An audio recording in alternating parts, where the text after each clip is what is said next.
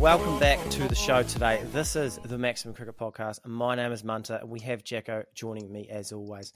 This is the third episode of our new series that's designed to build up some energy for the T20 World Cup starting on June the 1st. We are bringing together the 5 most memorable and all impactful T20 international games in its small history. The first week we did our personal favourite being New Zealand fans, which was the second T20 between New Zealand and Australia when McCullum scooped his way to a fine 100.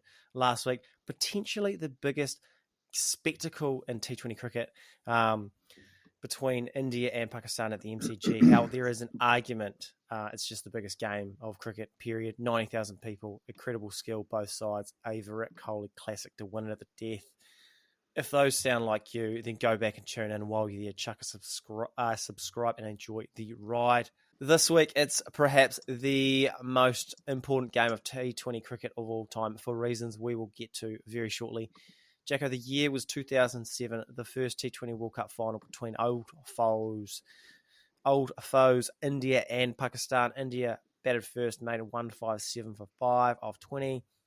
Gambhir made 75 off 54. Rohit 30 red off 16 at the death. Umar Gul, long locks as well, interesting. Took 3 for 28 off 4 in reply. Pakistan 5 runs short, 152 all out with 3 balls to spare. Misbah Ul-haq 43 off 38. Imran Nazir 33 off 14 at the top. Bowlers, Irfan Pathan 3 for 16 off 4. Singh 3 for 26 off 4. Jacko, set the table for me. What was a young Latham doing in 2007? Do you remember much from the first T20 World Cup? No, not really, to be honest with you. I think I might have just been in year 8. I think cricket was sort of Saturday mornings. Been to like a few. I think I've got memories pre that of going to the World 11, play the Black Caps at Jade Stadium and a few Chapel Hadley games, but I probably wasn't a global cricket fan at that time, being all of 12. You're just in your own wee bubble at that age, aren't you? Yeah, definitely. Like, cricket on a Saturday is the same as a World Cup final for you at that age. Like, you milo cricket, you do a lap and you get to bowl one over each, that sort of stuff. Yeah, and sort of back then, if you didn't have Sky, you probably weren't getting to watch a lot of cricket. Not a lot of internet coverage sort of this stuff. So, probably a little bit less in terms of memories from it. But yeah, I mean, upon reviewing the highlights and going back through the scorecards and stuff, like, stacks up as a game. Like, this would still be a hell of a watch today, I think. So yeah, I mean, down to the final over, the 2 biggest foes, I think, quite quick to have. We'll sort of talk it through it next week as the first T20, but to go from a T20 international to a World Cup in 2 years was pretty cool. So to see the old foes go at it, it's sort of what you want from your first World Cup. New stage, new sort of product, and to see them play a pretty good game. Good way to start off sort of T20 World Cups, and they've sort of proven to just keep playing good games ever since. Yeah, my sort of memories from that era was India, ironically, weren't keen on T20, like didn't actually really want to play that tournament. Just turned up with a sort of random side, weren't interested at all. So the first thing I thought about looking back, just how important this match was in the history of T20 cricket. And normally we have unanswerable questions for the end, but I'm gonna bring it up to the front of the queue because does the IPL take off if India don't win that first World Cup? Because the IPL was the very next year, and I don't think that's a coincidence. No. I mean, I think in some iteration it would take off. At some point. Yeah, I think India just loves cricket too much. Yeah. But, I mean, you've got the world champions, you've got them all playing in this domestic circuit. Obviously, there wouldn't be any Pakistan players in that early IPL, so no chance for avenging this loss. But, maybe the IPL isn't as big of a spectacle.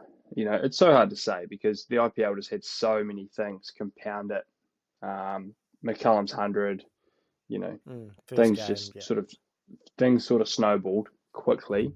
But, if India lose this or don't make the finals or sort of bow out and the BCCI doesn't get around T20 cricket, you're right, it could be, the IPL might not be as big, franchise cricket might not be as big, or we might be delayed a bit longer. So, I think eventually, the cricket fandom in India would latch on to the game because it's so entertaining. But yeah, could have definitely slowed it, I think. Yeah, fair. Okay, our first category of the evening, the Bradman Award for the best stat of the game. Yuvraj Singh, his tournament strike rate going into the final was 235. That is ahead of its time right there. Yusuf Pathan, who opened the batting, made his 2020 international debut in the final. Now, that feels like there's a little bit of how you're going. There's this backstory there that I couldn't find, but if someone can remember why he's making his debut in that final, please do reach out. Umar Gul was the leading wicket taker of the tournament, 13 poles at an average of 12 and a comedy rate of 5.6. He's a hell of a player, hell of a T20 player. Hell of a player. And also, mate, just quietly, maybe the best seller to that World Cup too. Yeah, that was a main in that hot. Yeah, was that a 2007 thing? Just having long locks. Yeah, I mean I've just sort of got the highlights back up just to really dive back into this, and that main is impressive. That could be more impressive than him as a player, and he was a good player. Just the way it's flowing as he's running in. Yeah, I love that. India has won 2 ICC World Cups since 2007. Obviously, they won in 2011. Sorry. Gambhir has top scored in both of them, so he made 90 odd what did he make? He didn't make 90 odd. He made 70 odd something.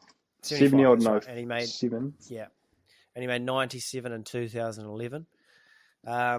India has never won a T20 World Cup since the IPL started in 2008. So they've only won a World Cup when there hasn't been an IPL. Just that's a stat right there. And Rohit Sharma is the only player to play in every T20 World Cup since its inception. Any of those tickle your fancy there, Jacko? I like the Rohit one, to be honest. Yeah, it's cool. Playing in every World Cup, it's pretty chat. Like, I think there's just a bit to, if someone's played in every World Cup, there's a bit going on there. Okay, I'm gonna lean on India not winning a World Cup since they took over the T20. I think that's absolutely crazy. Makes no sense. Yeah, that is shocking. Yeah, maybe they should stop. They only won a World Cup when they didn't give a fuck. Yeah, when they didn't care. Just stop caring. Maybe they should stop bringing over season. Yeah, simple stuff. Okay, the Glenn McGrath 2005 Ashes Award for the turning point of the game. There was a drop catch in the 20th over. India at the time were 145 after 19.1 overs. Regulation catch at long on. Muhammad Hafiz not only drops it, but he palms it over the rope for 6. India end up making 157 in a game of 5 runs. That's crucial. Imran Nazir, he took 16 off Sri Santh. That's a tough name to say. Sri Santh's first 3 balls, real statement sort of scenario, and then he got run out not long afterwards.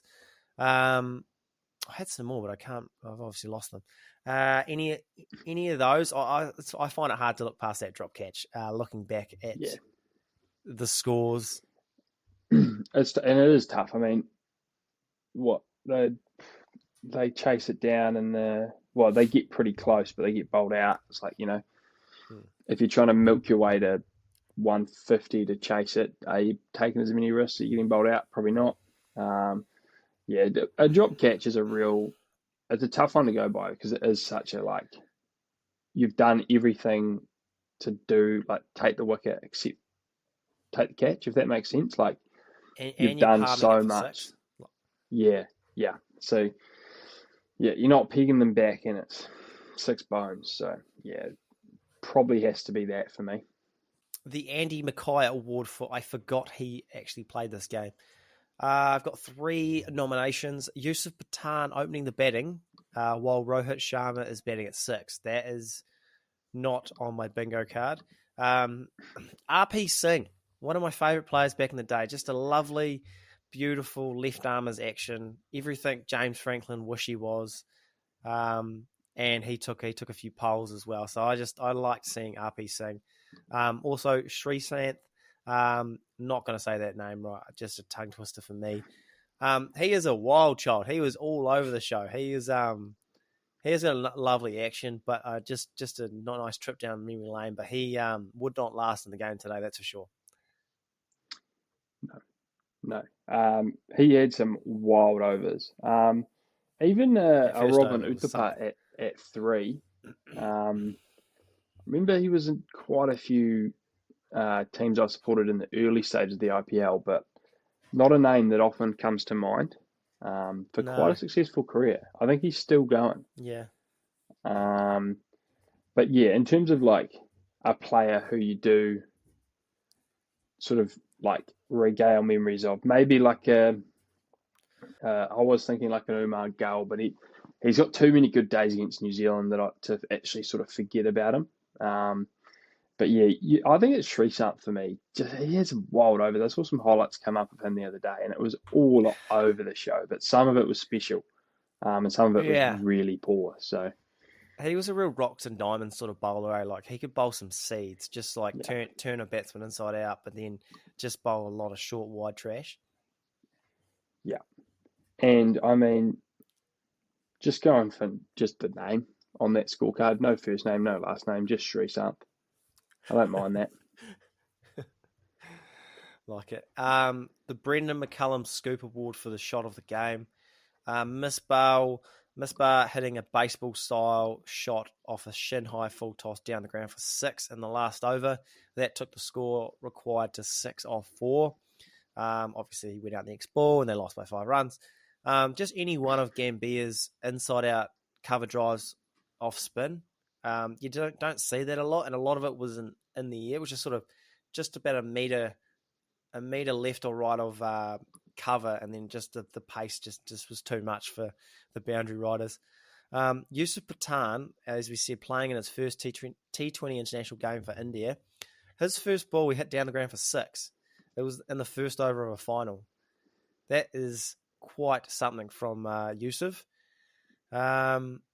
There was a lovely shot from Rohit who guided a waist high full toss down to third man for 4. Just delicate touch as per. And Imran Nazir, part of that wild Srisanth over, he cut one of his balls for 6, which is I like seeing it. Like whenever you cut the ball for 6, is just it's so hard to do, but it's so rewarding. Yeah, it's a special shot because when a bowler misses by heaps, they're sort of expecting 4 or maybe a player miss and get away with it. And if it just gets deposited for 6, you're really scratching your head because you've got to be good from there. Yeah, a cut shot 6. Whenever McCullum used to get him, just get you going. It's a shot that gets you going. Yeah, just sort of hand-eye coordination stuff. I mean, maybe the worst shot of the game was just seeing it. Someone scooping a fine leg. That's always funny. Yeah, that was the end of the game, wasn't it? That was obviously Misbah just hit that massive 6 down the ground, and then for some reason tries to scoop one. Game over. Thanks, mate. I'll go Nazir's cut for 6.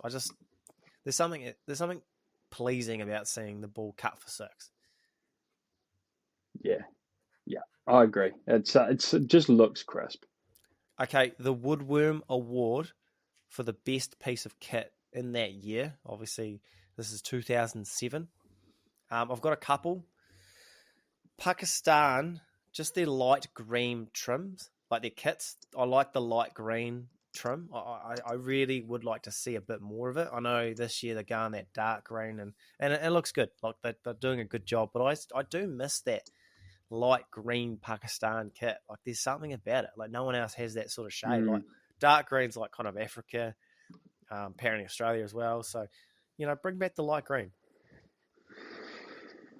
Yeah, I don't mind it. Yeah, I mean, not a definitive sort of year for kit.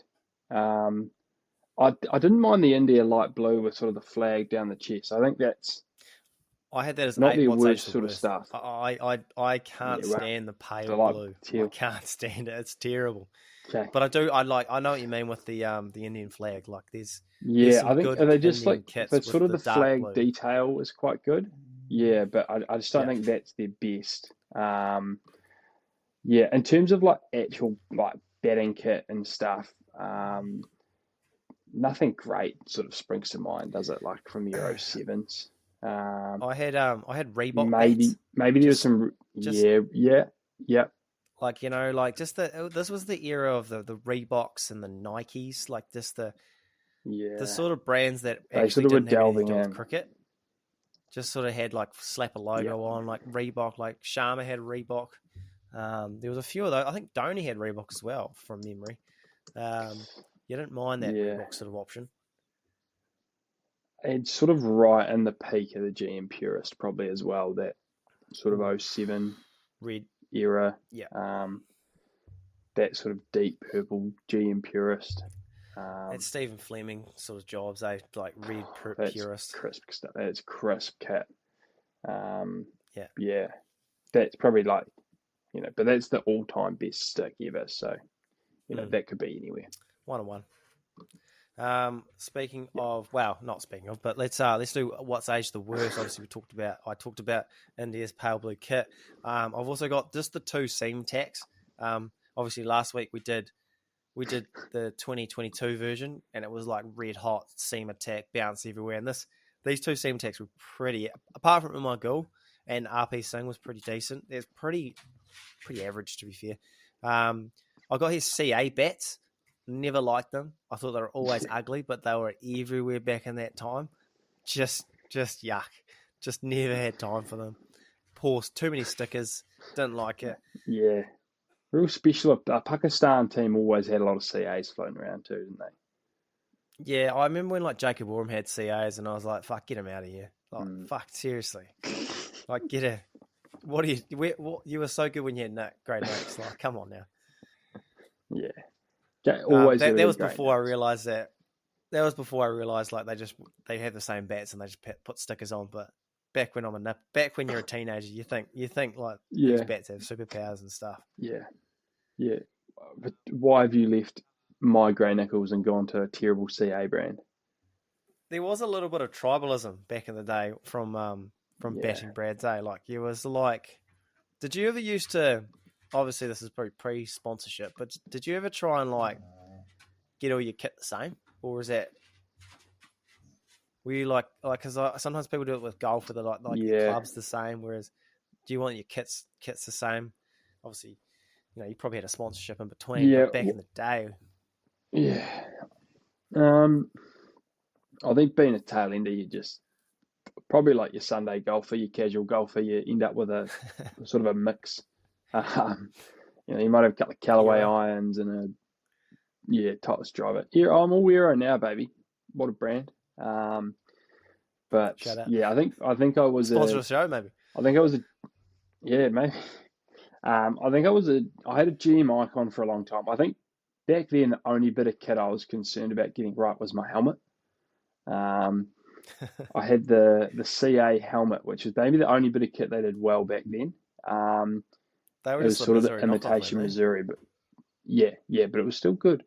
And then I think my most prized bit of kit, like genuinely from probably until it's probably stayed with me until I was about 20, genuinely would have been my black Missouri, like just so crisp, just looks so good. But yeah, the rest of it was just whatever I thought was cool that year. The GM icon I had for a while, but your tail enders, your casual golfers, you just end up with yeah, a hodgepodge of different kit. It is interesting you mentioned the CA helmet because I did have another sort of what's age the worst, and it was about Shoaib Malik who was wearing a CA helmet, but it wasn't the CA helmet per se. It was the grills. It was back in the day where you could just drive a bus through those grills. Like a lot of Yeah. like I used to do it as well. It was just like looking back, Yeah. you're like, I mean, it's like you got your lid here and your grill here, and it's just like, what are we doing here? Like I used to do that as Oh, you well, fit but a like looking yeah, back, I'm like, why? Why did I yeah, do that? yeah. You fit a soccer ball through there, let alone a cricket ball. Yeah, I'll tell no, you, that if looking we want back, to talk that's a about bit what's grim. aged poorly from back then, is those Albion helmets. Yeah, I used to have one, Ever unfortunately. since ever Looking since Daniel back, Flynn, yeah, ever since Daniel Flynn got his grill folded into his mouth, I don't think I've ever been able to look at one the same. that was the end of Albion. Yeah, well, it started the end. Apex Mountain, obviously, this is a category designed to celebrate a player reaching the pinnacle of their career. Obviously, some people peak afterwards, some people peak beforehand. It's about can you find the time where did they peak in this game. I've got 4 nominations. I've got Gambhir, but I think potentially the 2011 final was probably his peak apex. Indian T20 cricket. Now that's a loaded sort of segue that, but there's arguments for both sides, so I'll just leave it there for now. And I've got 2 more. RP Singh. I don't really remember. I just remember him bowling nicely. I don't remember him actually doing well. But this game, he was like the star. So I'm giving that to RP Singh. And I've also got Umar Gul. Just Mm. like peak of his powers. I think 2009 he was pretty good as well in the World Cup. I'm pretty sure he took 6 for against New Zealand, which says more about New Zealand, to be honest. But still, he was a good bowler back in the day. Good T20 bowler, ahead of his time. Yorkers for days. Back when you used to have somehow reverse a nut in T20, which sounds dodgy as you like, but that's neither here nor there. So, anything else, Jacko, or any of those sort of stand out? Obviously, the loaded gun sort of is just sort of sitting there. Yeah, yeah. I'm not going to take the bait on that tonight. Look, I mean, World Cups, trophies speak for themselves, don't they? India probably need to get another one soon, but I think if we're talking Indian T20 cricket, what the IPL has done for the game over years, you can just say that's the IPL is the apex mountain for them. After seeing that main that Gull was running in terms of success, main Yorker stuff, maybe this was the start of his sort of apex mountain going into 09, but mainly that's because I just remember him ripping through New Zealand. But yeah, it could be Gull stuff, could be Gambhir stuff, probably actually RP Singh stuff because I don't probably actually have any other real memories of him playing in any other games. I'm sure he had a very, very good career. I remember him being a big part of my deck and charges early on. Sort of led us to our first title, I do believe.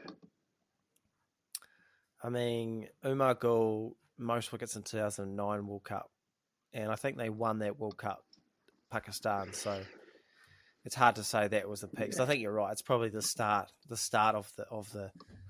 the sort of incline of his white ball career. What a player! What a player! Okay, anything else you want to touch on before we wrap it up there, Jacko? Yeah, he was. No, I think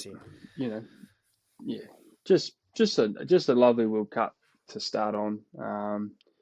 Be nice to see India get back there. I think, obviously, as long as the caps aren't there. But yeah, looks like I might have to ditch the IPL to get there. It's a good way to finish. Ditch the IPL or give up ICC trophies. It's simple stuff. Righto, that's us. That is us for this week. Hope you enjoyed the show. Please do subscribe like and all that sort of jazz. It helps us grow. Obviously, we are building here for the T20 World Cup, so keep an eye out for that. Yeah, righto, team. We'll catch us all next week. Thanks, Jacko.